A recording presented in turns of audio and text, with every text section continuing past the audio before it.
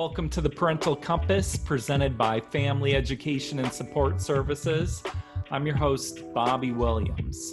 This is the first episode. This is the first one. And what this show is, what it's meant to be, is that each week we're going to be speaking with experts in the field of parenting. These are people who have dedicated their lives to helping others become better parents. So the idea is this is meant to be a community resource for you. To kick this off, we're going to be speaking with Scott Hanauer.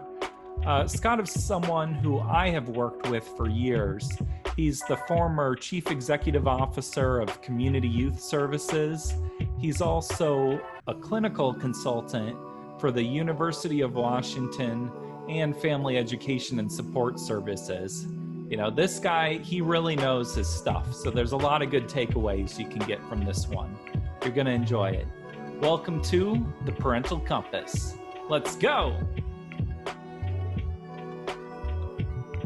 So I just want to give people a little perspective on who we're talking with. How long have you been working with youth and families? About 47 years is my career. I started in a residential treatment program as a caregiver and ended up as the chief executive officer at a fairly large social service agency in Olympia called Community Youth Services. Yeah. How many families do you think you've worked with over that 47 years? Thousands. Thousands. Wow. So, this is a really unique time in history. We have a pandemic going on. We're doing virtual learning for the first time really ever. A little last year, but what are your concerns going into this year, this coming school year and everything? Sure. We've been working with the Washington State Department of Health and identifying about 12 predictable stress factors on families due to COVID. Many of those are relatable to kids. So some of the stress factors that we're hearing is kids who are having trouble sleeping, they have higher levels of worry and anxiety, they're sad, they're depressed, they feel lonely because they're being told that they can't do their normal socialization, which is part of the growing up experience. Yeah. Short fuses, kids, who are more, tend to have what we call lower frustration tolerance, meaning they give up very easily on tasks that they would normally kind of just plow through, which means also that their resilience level has gone down a little bit. Mm-hmm. How do you even define resilience, or what does that mean to someone? Right. We've studied resilience quite a bit, and we've looked at it across many cultures. And resilience is pretty much defined the same across most cultures, which is defined as the ability to persevere through challenges or to bounce back from difficult situations or to see a challenging task and push through that task versus giving up easily on things. So we know that resilience is defined that way. We also know that resilience is learned fundamentally in two ways by children. One is that they have at least one adult in their life. We'd like them to have more, but at least one adult in their life who unconditionally believes and accepts that child.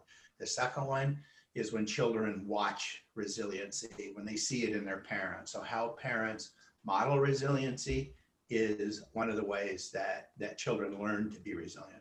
Yeah. Well, it seems your kids are always watching you. So, we're coming into this difficult time. We know we want our kids to be resilient. You're saying a few ways, but what are day-to-day things we can do to just help build resiliency in general, or what does that look like? Sure. There's a number of factors that we look at. This is not in a prioritized order, but some of the things are how important it is as a parent that we look for our child's spark. Every child has a spark. Every child has something that they know is of interest to them or that they want to pursue. For example, I live across the little cul-de-sac from a 3-year-old little boy. I don't even know him that well, but I know what his spark is, and his spark is trucks. Whenever he's outside, he's got a truck. Whenever a truck comes into our neighborhood, he runs out to see the truck. Now, he's a little guy, but that's his spark right now. And I can tell that his parents support that spark. As he gets older, as kids get older, sparks change. So it's our job as parents to look for our kids' spark and then to keep that spark lit, knowing that they're going to change. And sparks tend to fall into different categories. So it could be art, or it could be music, it could be sports, it could be social justice, it could be helping others. So one of the ways is to encourage parents to look for their kid's spark. Yeah. Well, it seems like a kid that's active and passionate isn't usually a depressed kid. Correct. Yeah. Right. And what we know that COVID has done is impacted kids' ability to engage in spark. So if a child's spark is athletics or plays soccer specifically, it's hard to play soccer right now. So what the parents have to do, what we encourage parents to do, is to find alternates to those sparks. So kids learn to hike, and they learn to kayak, and they do other things that would replace that spark that they're not able to participate in during COVID. Totally. So keeping your kids passionate, doing something, getting engaged in something. What else? What else can you do?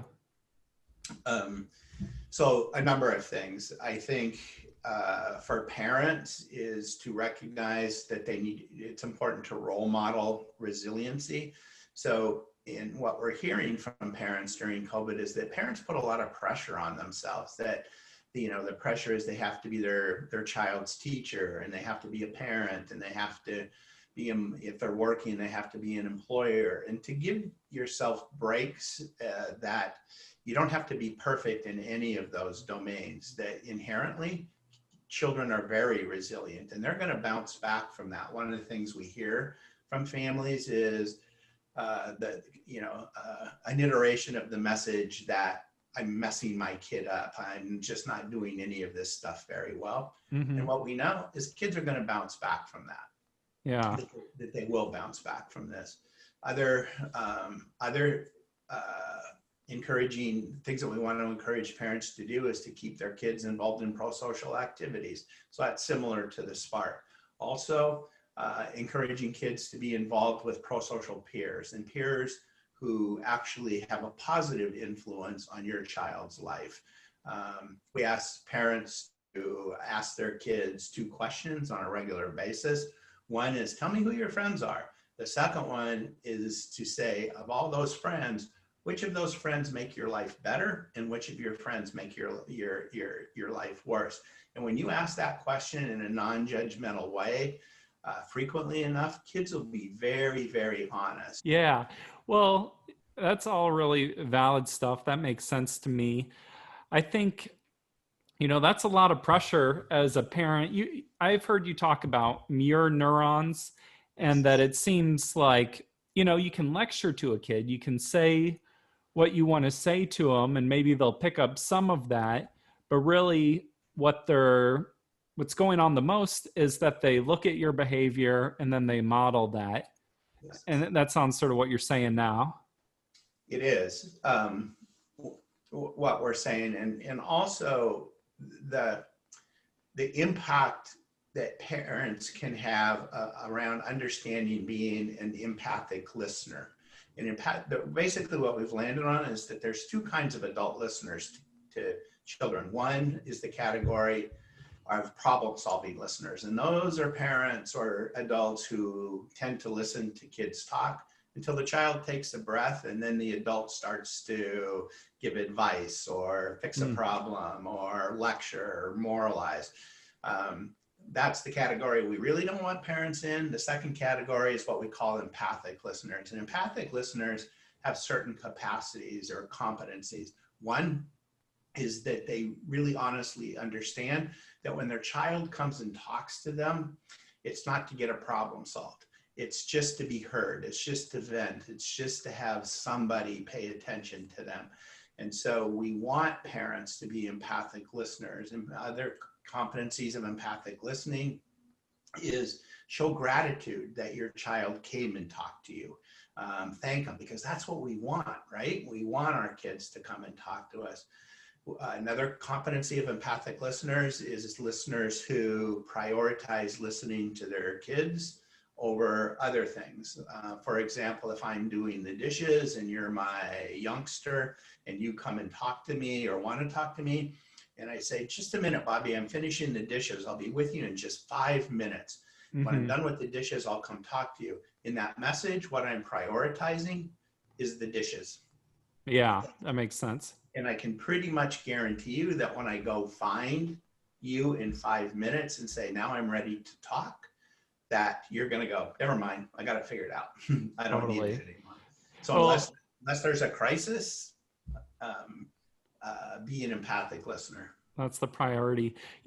Even like as a grown adult now, I'll be talking with my mom and, she'll get into sort of like problem solving mode. I'm like, Mom, I don't need that right now. I'm an adult. So I think it's hard for parents to break out of that mode of wanting to problem solve. So it seems like you almost have to actively kind of remind yourself or teach yourself to be like that. Yes.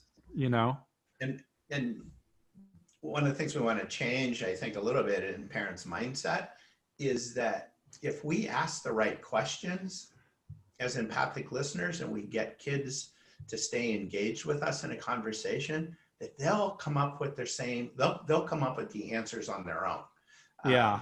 And there's a theory behind that we listen way more to what we tell ourselves than what somebody else tells us. So when somebody gives me advice, I don't necessarily always listen to that. But if somebody asks me the right questions and encourages me to come up with the solution is much more effective. Yeah. Well, isn't that sort of like a philosophy in therapy where it's more like creating a space for you to like work your mind around things or? Yes. Yeah. And the whole therapy thing has changed over the years, from one of the therapists being up here and the youth being here and telling the youth what they need to do. So any sentence that starts with "you need to," as a parent or as a clinician, you're pretty much guaranteed that nobody's going to do it what you told them to do, because "you need to" implies that the young person doesn't have a choice. So there's a couple, there's a couple phrases that go connected that I wish I could eradicate from my vocabulary that I know got me into power struggles with young people. One is any sentence that starts with "don't," because people don't hear the word "don't," they only hear what follows it. So if you and I are talking and I say, "Bobby, whatever you do, don't think of an elephant," what comes to mind? Sure, got the elephant. Yep. The other phrase that I wish I could have eradicated from my vocabulary is any sentence it starts with "you need to," because "you need to" again implies that somebody doesn't have a choice. Even at my ripe old age, when somebody says I need to do something, my first reaction is, "Really? You're going to tell me what I need to do?" We'll see about that. Yeah. Yeah, we will see about that.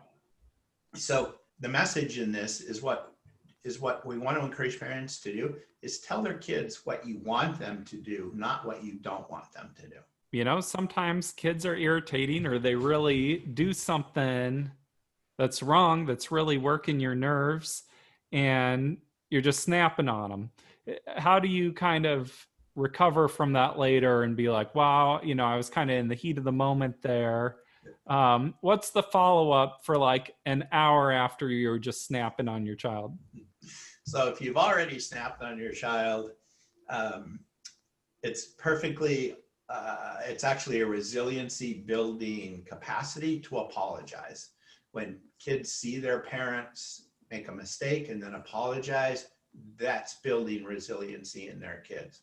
And then at the same time, post snapping at your child is to show gratitude and demonstrate gratitude that they came and talked to you, that you're going to do better.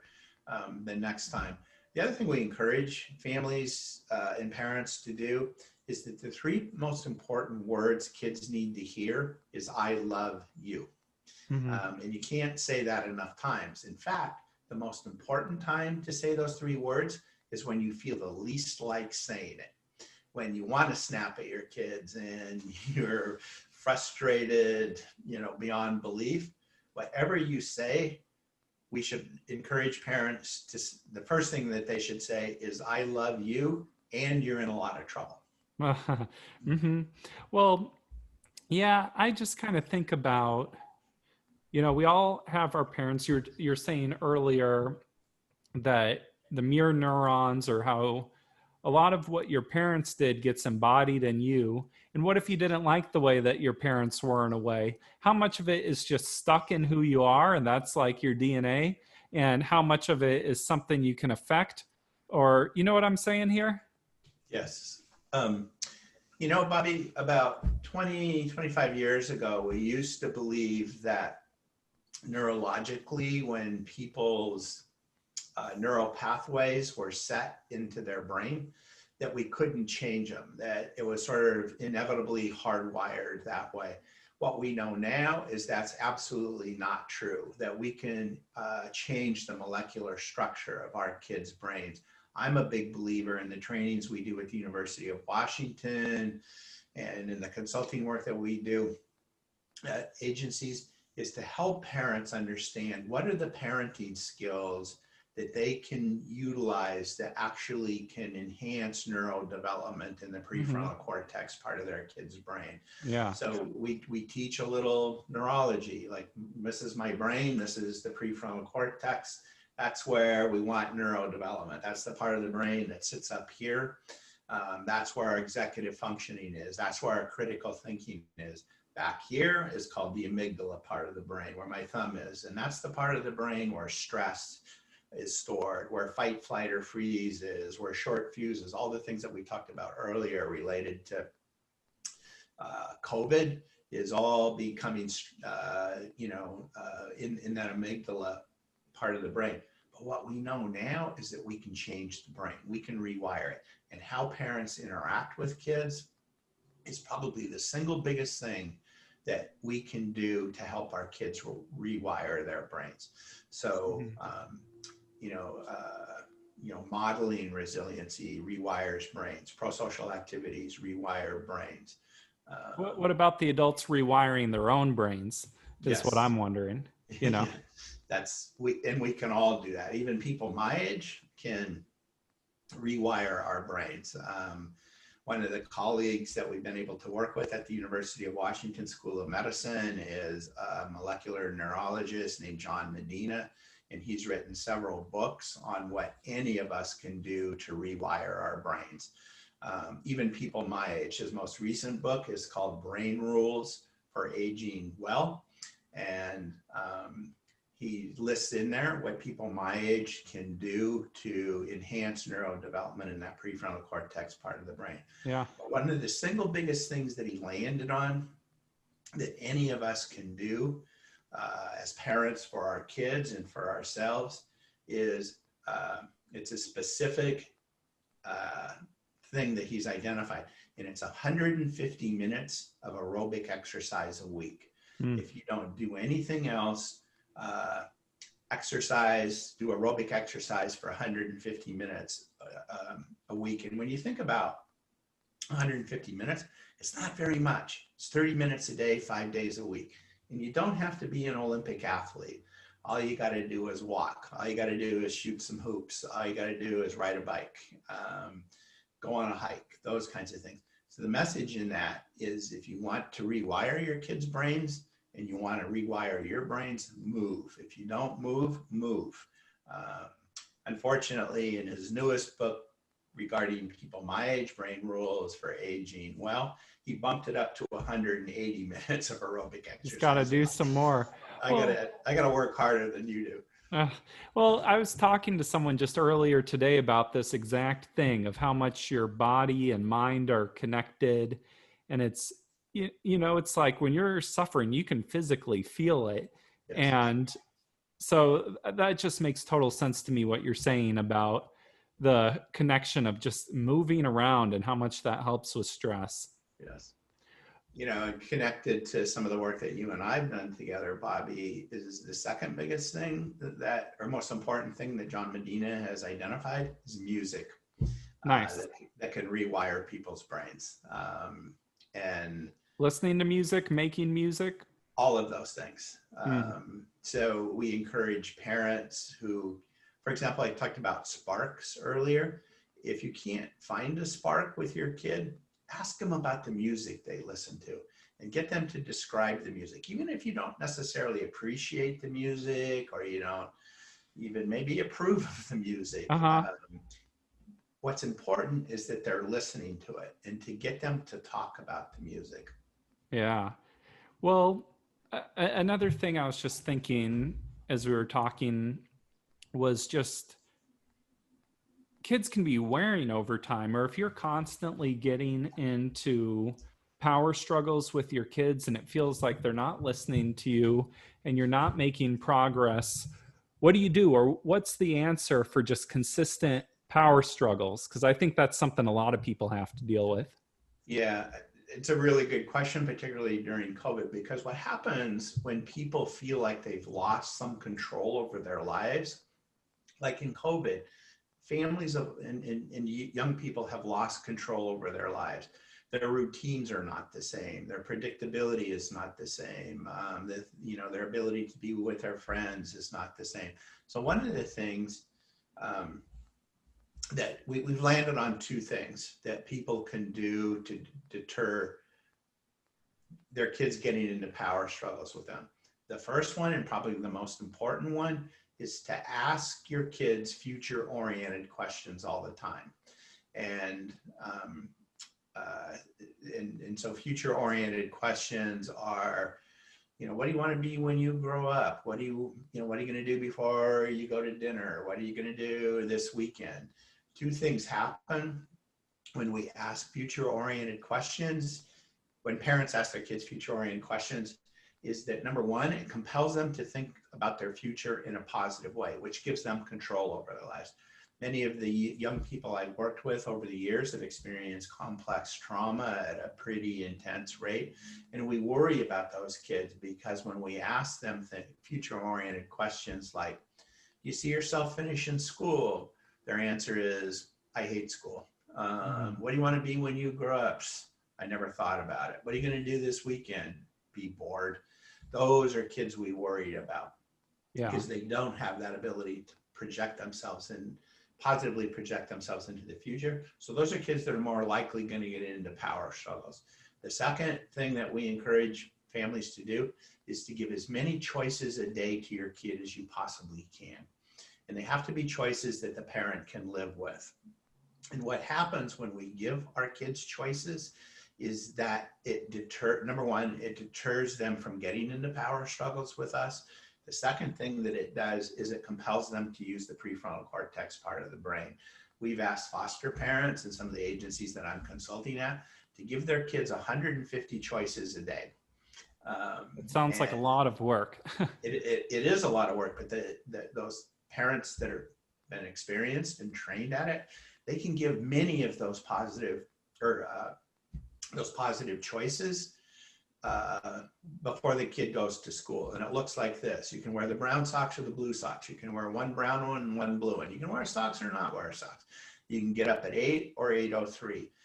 Those seem like really silly sort of choices, but the fact is when they see us as parents and adults giving them choices over their life, it lessens the likelihood that they're going to get into power struggles with us because they see us as benevolent.